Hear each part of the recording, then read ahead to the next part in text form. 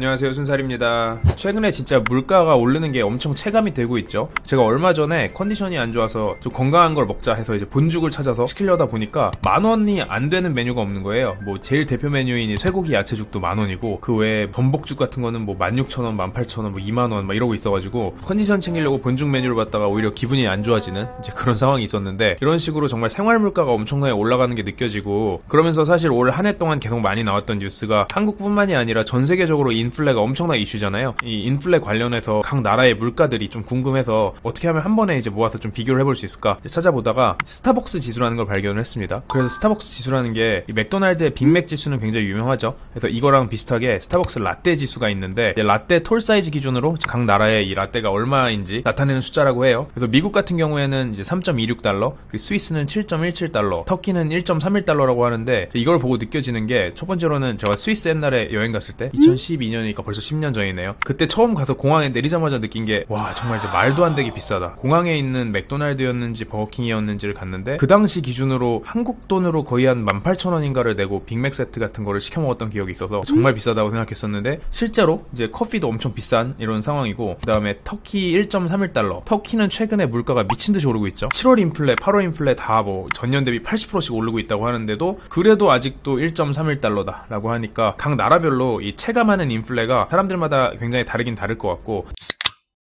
그러면서 이제 궁금해지는 게, 나라별로도 이렇게 다른데 한 나라 안에서도 사람들마다 이제 체감 물가가 굉장히 다르지 않을까라는 이제 생각을 하게 되고, 그래서 실제로 본인이 많이 사용하는, 본인이 많이 지출하는 부분에 물가가 오르면은 더 많은 타격을 입겠죠. 그래서 사람마다 체감 물가는 다를 수 있지만 어쨌든 이런 거를 그냥 하나로 다 모아서 좀 표준적으로, 평균적으로 보여주자고 하는 게 우리가 알고 있는 이 CPI나 PCE 같은 개념이죠. 올해 들어 뉴스에서도 많이 나와서 이제 보셨을 것 같은데, CPI란 단어는 사실 예전부터 모두가 GDP라는 단어처럼 기본적으로 좀 알고 있는 단어에 가깝다고 하면은, PCE라는 단어는 최근 연준의 이런 스탠스, 금리 인상, 페드 이런 단어들이 일반 사람들한테까지 이렇게 회자되는 거는 제가 이 금융시장을 팔로우한 한 15년 중에 가장 압도적으로 높은 수준인 것 같은데요. 리만 사태 때도 이렇게까지 사람들이 관심 없었던 것 같아요. 어쨌든 최근엔 관심이 엄청 높고, 그러다 보니까 연준이 주목하고 있는 지표들인 이 CPI와 PCE라는 단어들도 뉴스에서 자주 보이는 것 같고, 그래서 이 두 개의 차이점을 잠깐 짚고 가면은, 기본적으로 CPI 같은 경우에는 사람들이 자기 지갑에서 정말로 쓰는 돈을 말합니다. 소비자 물가 지수, 이제 컨슈머 프라이스 인덱스라고 부르는 지수인데, 소비자들이 직접 지갑에서 빼서 쓰는 돈을 카운트한다고 하면은, 이 PCE 같은 경우에는 개인 소비 지출, Personal Consumption Expenditure라고 해가지고 개인이 쓰는 돈이 아니더라도 가게를 위해서 기업에서 써주는 돈들까지 다 포함을 시켜요. 그래서 좀 더 광의의 개념입니다. 그래서 PCE에서 가장 대표적으로 다른 항목이 이 의료보험 분야죠. 의료보험 같은 경우에는 이제 직장에서 보험 가입을 해줘서 회사에서 돈을 내주는 경우들이 많다 보니까, CPI에는 이제 내 돈, 내 지갑에서 정말 직접 나가는 돈이 아니기 때문에 포함이 안 되지만, PC에는 의료보험이 훨씬 더 이제 크게 포함이 되는 모습을 보이고, 그래서 여기서 차트를 보시면 아시겠지만 CPI 같은 경우에는 가장 크게 압도적으로 40% 이상의 비중을 차지하고 있는 게 하우징, 주거 관련된 비용이죠. 미국은 참고로 이제 렌트 생활을 많이 하다 보니까 이제 렌트비가 한 달에 뭐 몇천 불씩 나가는 게 기본적으로 깔려가는 걸 거고, 그 다음이 뭐 트랜스포테이션, 대중교통 비용, 아니면 뭐 메디컬 케어 같은 경우에는 사실 CPI에서는 그렇게 큰 비중을 차지하진 못하고 있고, 그 외에 이제 음식료 같은 이런 항목들이 들어가 있고, PCA 같은 경우에는 제일 큰 탑2 비중이 주거비 플러스 메디컬 케어, 이제 의료 비용이죠. 그래서 두 개가 거의 비슷한 비중으로, CPI에서는 엄청 차이가 났지만 PC에서는 비슷한 비중으로 들어가 있는 걸 볼 수 있고요. 그래서 참고로 이 두 가지가 각각의 장점을 가지고 각각의 의미를 가진 지표지만, 연준에서는 최근에는 사실 PC라는 지표를 훨씬 더 주의 깊게 들여다봅니다. 아무래도 이제 CPI라는 지표에 단점이 있어서 그런데요. CPI의 이제 가장 큰 단점을 두 개를 뽑으려면은, 첫 번째로는 소비자 패턴을 분석하는데, 소비자 지출 패턴을 분석하는데 시차가 있다는 거예요. 그래서 이런 각각의 비용에 대해 가중치를 매겨서 이 물가 지수를 산정을 해야 되는데, 그 가중치를 계산하는 기준이 1년에서 2년 전 숫자들을 기준으로 해서 가중치를 매기기 때문에 아무래도 시차가 있고, 그리고 그 다음으로는 이 CPI라는 게 방대한 데이터를 이제 전수조사를 해서 평균치를 내는 방식인데, 모든 사람들의 체감 물가를 다 반영할 수는 없겠죠. 이 모든 사람들을 다 전수조사할 수도 없고, 그렇다 보니까 일부 특정 집단군에 좀 특화된 숫자가 나올 수도 있다라는 그런 걱정도 있죠. 그리고 한 가지 더 결정적인 차이점이 지수 내 품목 품목별 비중을 계속해서 업데이트하는 데 있어서 CPI 같은 경우에는 이거를 2년에 한 번씩 업데이트를 한다고 하는데, PCE 같은 경우에는 빠르면 월 단위로 조정이 되는 항목들도 있고, 보통 이제 분기별로 품목을 조정을 하다 보니까 세상 변화에 훨씬 더 기민하게 반응하는 이런 지수라고 할 수 있어요. 예를 들어서 사람들의 소비가 정말 2년도 안 돼서 엄청나게 많이 늘어난 급증한 분야의 내용들이 있다고 하면은 그거를 CPI는 반영을 하지 못하지만 PCE에선 반영이 돼 있다, 이런 개념으로 보시면 될 것 같고, 특히 팬데믹처럼 세상에 없었던 일들이 닥쳤던 경우에는 CPI에는 잡히지 않는 일들이 PCE에는 잡히는 일들이 생기게 되겠죠. 어쨌든 그런 식으로 PCE가 좀 더 광의의 이제 넓은 개념에서 더 빨리 세상 변화를 쫓아가는 지수라는 인식이 생기다 보니까, 연준에서도 이제 물가 목표치를 선정할 때 우리 물가 목표가 2%다 라고 얘기할 때 참고하는 지수가 이제 PCE이고, 그 중에서도 이제 코어 PCE입니다. 코어 PCE라는 건 뭐냐면은 이 물가 지수를 구성하는 품목 중에서 식량 그리고 에너지 가격을 빼고 그 외에 나머지 항목들로만 수치를 낸 지수화한 숫자들을 이제 코어 지수라고 합니다. 그래서 PCE 중에서 식품과 에너지를 빼면 코어 PCE, CPI에서 식품과 에너지를 빼면 코어 CPI가 되는 거고요. 이렇게 하는 이유는 식량이나 에너지 가격 같은 경우에는 가격 변동성이 굉장히 크다 보니까 그걸 계속해서 실제로 반영을 하게 되면은 물가가 정말 이제 들쭉날쭉하게 경제 펀더멘탈과 관계없이 이 수요와 공급에 의해서 흔들리는 경향을 볼 수가 있는데, 장기적인 목표, 장기적인 물가 목표치를 세워야 되는 연준 입장에서는 이런 단기적인 흔들림이 사실 별로 달갑지는 않겠죠. 그러다 보니까 이제 코어 지수들을 쓰게 되고, 연준은 1999년까지는 CPI를 참조하다가 2000년대 들어서는 이제 PCE, 코어 PCE를 보는 걸로 스탠스가 완전히 바뀐 상황입니다.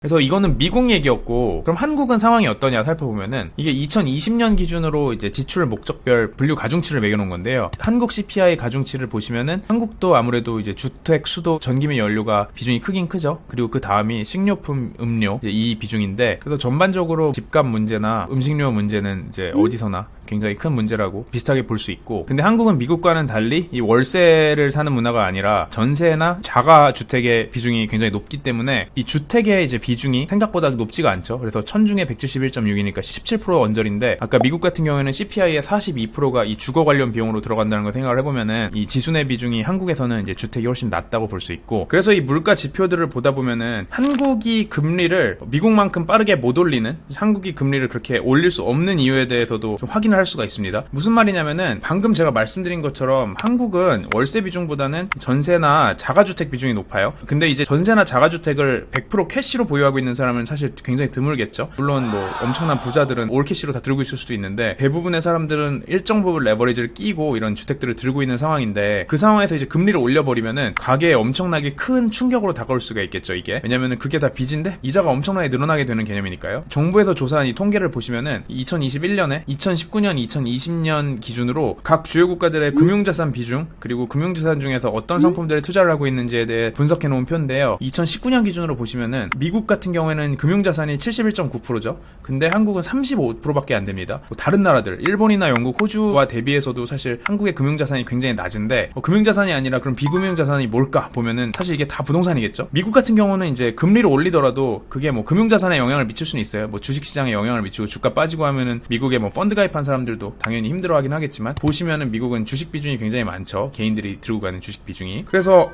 물론 이제 영향을 미칠 수는 있겠지만, 당장 이게 매달 내야 되는 이 이자에 영향을 미치지는 않는단 말이에요. 금융 자산으로 들고 있던, 내가 주식을 들고 있던 게 주가가 빠진다고 하면은 그걸 그냥 버티고 있으면은 내가 또 실제로 캐시 아웃이 되는 건 없는데, 한국 같은 경우에는 금리를 올려버리면은 이자가 나가버리니까, 이자가 더 늘어나버리니까 가계에 더 타격을 입게 되고, 그러다 보니까 미국에서는 지금 뭐 바이든이 금리를 올려가지고 일단 제일 먼저 잡을 수 있는 집값부터 잡겠다. 예를 들어서 CPI의 뭐 42%를 차지하는 이 주거 비용, 이거를 그냥 낮춰버리면은 물가가 덜 오르는 거 아니냐, 이런 생각으로 이제 올리는데, 금리를. 한국 같은 경우에는 전세금 대출이나 주택담보대출을 받아놓은 사람들이 많다 보니까 이거를 무시하고 금리를 올리기가 굉장히 힘들겠죠. 이 부동산 자산 비중이 높은 나라가 이제 금리를 올려서 집값을 흔들게 한다? 그러면 이제 가계자산이 다 박살나고 그 정당의 지지율도 다 같이 박살나는 그런 상황인데, 과연 어떤 정권이 그걸 하려고 할까 했을 때 한국에서는 굉장히 쉽지 않은 문제인 것 같고요.